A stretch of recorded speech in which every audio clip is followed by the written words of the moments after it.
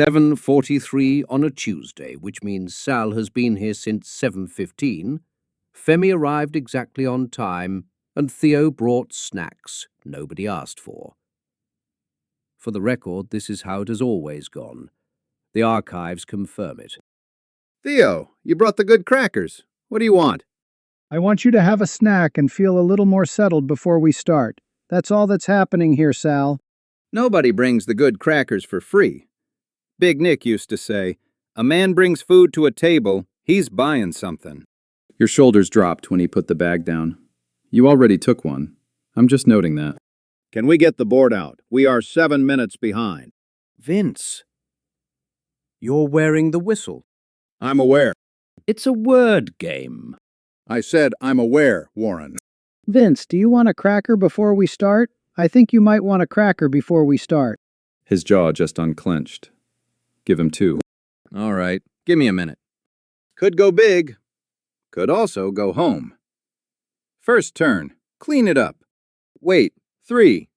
Oh, that's a heavy word. Wait. Like, something's pressing down, or something needs to be measured. I'm already feeling 3 different things. He said it, and his shoulders went down half an inch. He's comfortable. Whatever he built in there, he likes it. I said 3, not think out loud for 20 minutes. Note the word he chose. Not heavy, not load, not gravity. Weight. The word that lives at the intersection of measurement and consequence. For the record, this is either a very clean opening or a very confident one, and in my experience, those 2 things are not always the same thing. Okay. Wait. 3. Let me just sit with that for a second. You're sitting. Clock's moving. Anchor. That one's not even a question. Something anchored has weight. Something with weight can anchor. That's the same word wearing 2 different coats. That's one. He didn't blink when you said it, just so you know. I don't blink. You blink. You just did. Okay, and then? Scale. You weigh things on a scale. Scale is almost too obvious, which sometimes means it's exactly right, and sometimes means it's a big feeling I should probably slow down on. For the record, Theo Whitfield, 19 years of talking 4-year-olds off ledges, is now applying the same framework to a laminated card. The board is unmoved. And then 3 is harder. Chain has weight. Literal weight. The weight of being chained to something. Whale has weight, obviously. Whale has enormous weight. Cable. You know, a cable holds tension. That's weight, kind of. There's a version of this where Sal looked at cable and thought, the weight a cable bears. Little Diego used to carry his backpack by one strap, and I'd say, that's not how you carry the weight, buddy. And he'd say, actually, that's not relevant. No, it's not. Chain, though. I keep coming back to chain. The weight of a chain is a real thing. You feel it. I'm not sure if Sal felt it the same way I'm feeling it right now, but I don't want to walk past it. His jaw tightened when you said chain. Just a little. My jaw didn't do anything. It did something. Okay, so I've got anchor locked, scale very likely, and then a real conversation happening between chain and cable for the third. That's where I am. That's a lot of feelings to manage. Okay, we start where we're sure. Anchor. Anchor flips red. First word, first weight, right where Sal put it. For the record, Theo set it down gently, and the board agreed. See? That's a brave guess that wasn't actually that brave. It just felt brave because it was first. 2 left. Don't celebrate the easy one. Okay. 2 left, and I feel good about this. Weight. Scale is right there, right? Like, that's the word. That's the one that just, it has weight in it already almost. His jaw didn't move on scale, just so we have that on record. Right, so scale feels solid. And then the third one, I keep coming back to chain. An anchor has a chain, you know. That's the actual weight, the thing that holds. But then cable is, a cable is heavy. A suspension cable. And there's that thing Femi said earlier about your jaw doing something when I said chain. My jaw doesn't testify. Note the verb he chose. Testify, not react, not move. Testify. Sal Petrakis, 22 years in claims adjusting, has just accidentally told us exactly how he thinks about his own face. That's a big word for someone who said two left, stop celebrating. Okay, but genuinely, chain or cable? A chain is what the weight hangs on. A cable is what carries the weight. Those are almost the same thought, and I don't know which one Sal had. His shoulders are doing something right now, actually. Both. They came up just a little when you said cable. I'm cold. Somebody needs a snack, and it might be me. Okay, scale is first. And then I have to decide between chain and cable, and one of them is going to feel obvious the second I say it out loud, and the other one is going to be a big feeling. Okay, starting with the one I know. Scale. That's the one I knew. That one I knew. 2 down. And that's scale. Balance, judgment, the thing you use before you decide something matters. Red's found 2 of 3, and the turn ends here. The third word is still out there, unguessed, and the chain versus cable debate remains officially open. For the record, Theo never got to it. You skipped the hard one. I didn't skip it. I ran out of turn. Same thing. It's not the same thing, Sal. Running out of turn is, okay, it's a little the same thing, but I had a reason for the order. You had 1 guess left. Chain or cable. Pick. I'm picking. Chain has weight. A chain is heavy. You can feel a chain. Cable is also heavy, but it's more about connecting things, isn't it? Pulling things across a distance. And Femi said your shoulders. Leave my shoulders out of it. They came up on cable. That's all I said. They came up. He got cold. Okay, but a chain is something you carry. You drag it. Little Diego had this rain stick once, and he said it felt heavy even when it didn't weigh anything, because it kept going. That's a chain. Cable feels like infrastructure. Chain feels like burden. Sal said weight. I think he meant the kind you feel. The kind you feel. That's chain. Chain. The card flips, blue. Chain is blue. And for a moment nobody says anything, which is, for the record, extremely unusual at this table. The kind you feel. That's okay. That's a big feeling. I'm having it right now. His shoulders are completely still. That's new. I said cable. You didn't say anything, Sal. You stonewalled. My face said cable. Your jaw said something. He told you. And there it is. Theo went looking for the weight you carry in your chest, and found Blue's word instead. The archives will note he was not wrong about chain. He was wrong about whose chain it was. Turns over. Blue has possession. And for the record, that's 7 minutes of deliberation, 1 correct word, and 1 gift to my team. I've seen worse. Not much worse, but worse. I think what Vince is feeling right now is grateful. Note the word Theo chose, grateful.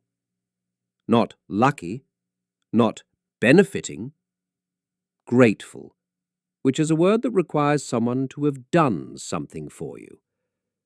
I suspect Vince will be processing that one for the duration of his turn. His breathing just slowed. He's already decided. He's just checking the rule book now. Coach Petrozelli used to say, make the call you can defend at halftime, not the one that looks good in warm-ups. 2. Clean. Defensible. Alarm. 2. Alarm. From the Latin alarmare, to the arms. A call to attention, a signal that something has gone wrong or is about to. Note the word he chose. Not warning, not signal, not alert. Alarm, the one with urgency already baked in. 2, not 3. Somebody's being careful. 2 is what I said. He means it as a compliment, Vince. I didn't say compliment. He said 2.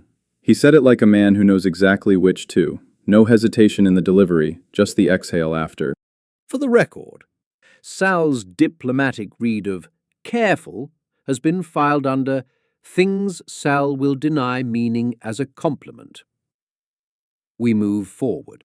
Alarm. First word that comes up for me is siren. That's not a stretch. That's just the same word in a different uniform. Alarm, siren, same job, different mouth. Then clock, because that's the other alarm. The one on your nightstand, the one you hit and then hit again and then blame for your whole morning. Alarm clock is almost one word. Nerve is also sitting there. It is. Alarm as anxiety. That tracks. Some alarm was raised. You'd say that about nerves, but it's a step removed. Siren is direct. Clock is a compound. Nerve is a feeling. 3 different distances from the same word. Note the word he chose just now. Distances. He's measuring connections like a man who doesn't entirely trust his own nearest one. My shoulders are fine, Warren. Siren first. That one I'm not worried about. The second slot, that's where I want to sit for a moment.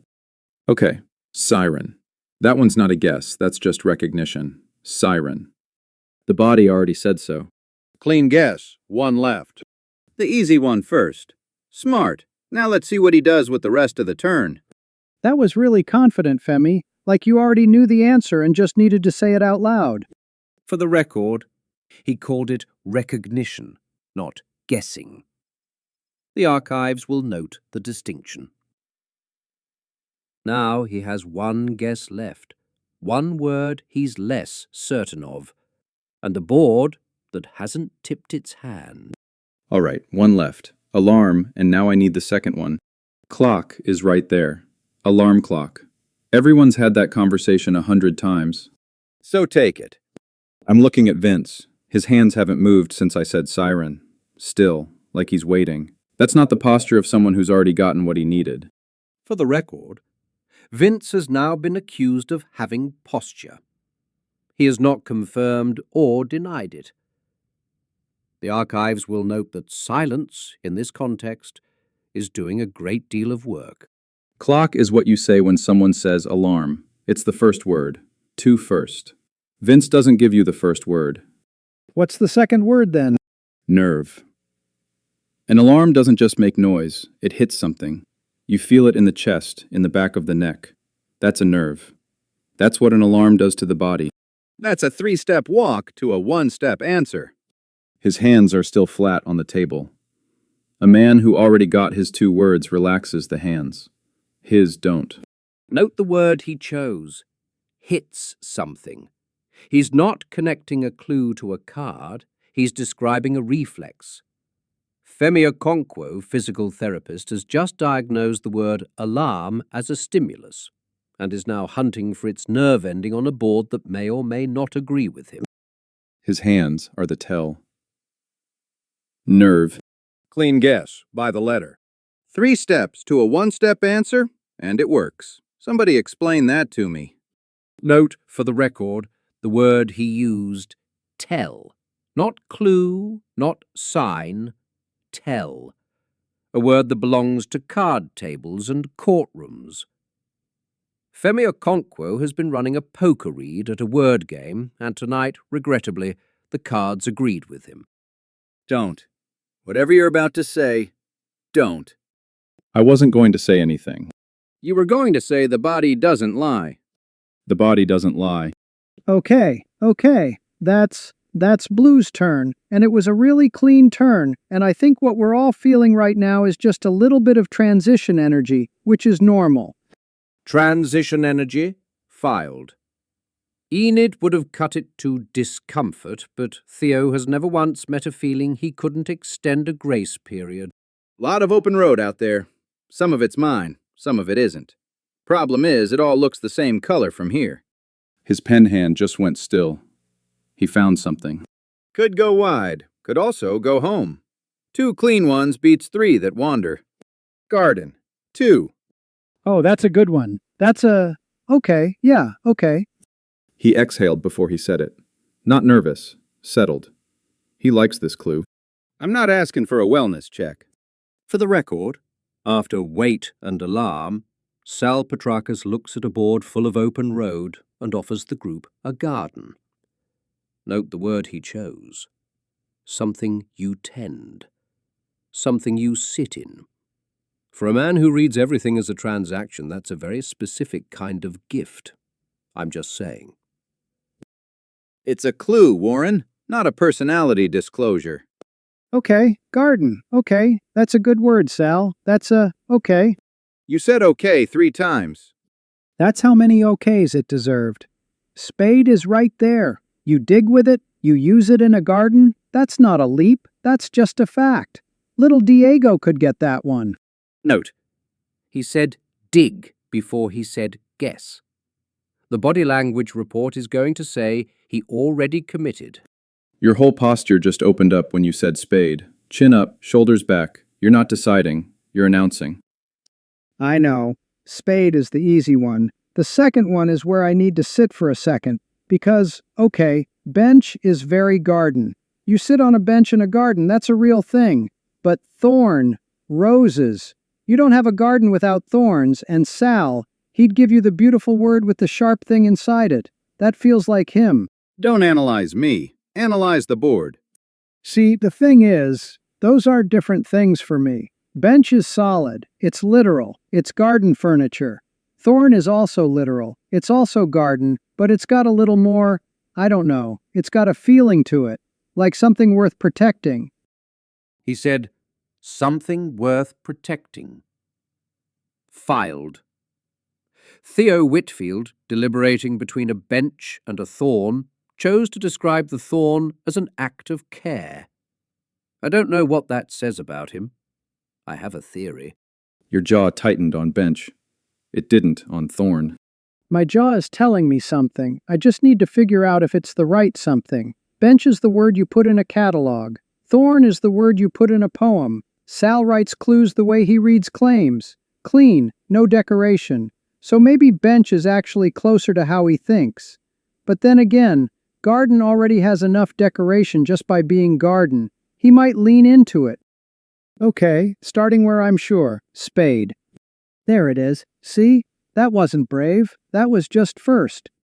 Sal's pen hand moved again. One down, one to go, and he already knows which one. My pen hand is writing. For the record, spade confirmed, and the group is now collectively pretending that starting where you're sure is a strategy rather than a confession of exactly where the doubt lives.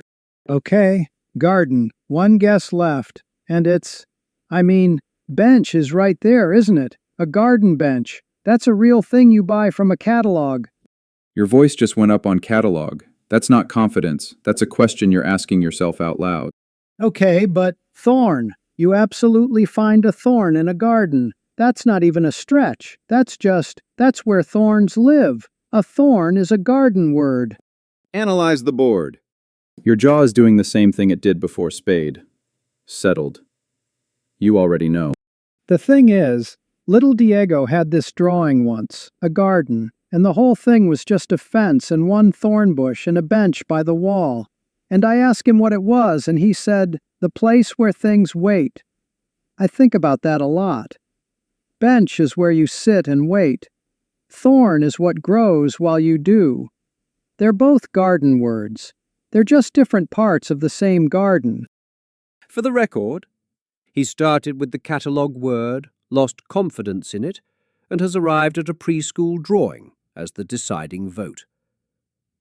The archives will note that this is either beautiful reasoning or the longest walk to a 50-50 guess in the history of this table. The place where things wait has a bench in it, but I think Sal was thinking about what grows there. Thorn. Bench. Your jaw. On bench. I told you.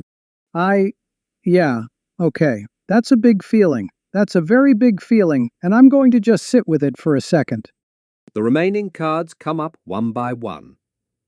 Bench, red. Cable, red. Whale, red. Globe, red. Xenon, red. Karma, red. Rook, neutral. Baron, neutral. Blaze, neutral. And blue's remaining words. Comet, relic, raven, drift, clock. Each one a road not taken. For the record, Red had 6 words left when the game ended. 6. The garden had a bench in it the whole time, right where Sal said it was, and it has been sitting there, patient as furniture, while the table decided poetry. Cable was turn 1. Bench was turn 2. I said both of those words, out loud, at this table. I want to be clear. I'm not happy about this. Your jaw was right. I was reading the jaw, not routing for the thorn. For what it's worth. I know you were. That's actually the part that's sitting heaviest right now, if I'm being honest. The jaw knew. Little Diego's drawing knew. I thought the garden was reaching for something. Turns out it was just a bench. For the record, in the course of this game, Theo Whitfield correctly guessed anchor, scale, and spade. He gave the table 3 beautiful words and then, on a 50-50 guess in a garden, chose the one with thorns. The archives will note that the place where things wait did in fact have a bench in it. It also had a thorn. The distinction, it turns out, was everything. For the ruling, the game was lost on a turn 2 guess, but the turn was set up in turn 1. Chain handed Blue a free word. Thorn ended the game. 2 misses, 2 turns, clean line of causation. The call stands.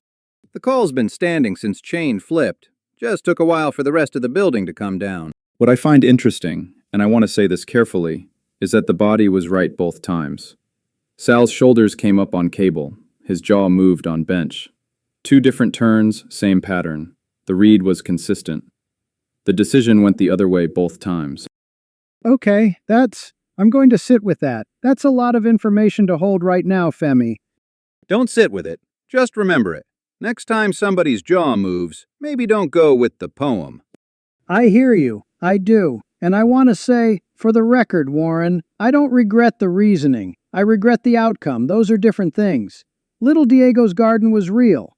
It just had a bench in it that I couldn't see because I was too busy looking at what was growing. The archives will note that this group lost a game of Codenames to a 50-50 guess in a garden on a Tuesday night. It will also note that the man who gave the clue, garden, is the same man who, by his own account, has never once done anything for free, and that somewhere between wait and bench and the good crackers nobody paid for, Sal Petrakis tended a garden without realizing he was in one. The bench was his, the thorn was the game. The people sitting around it were both.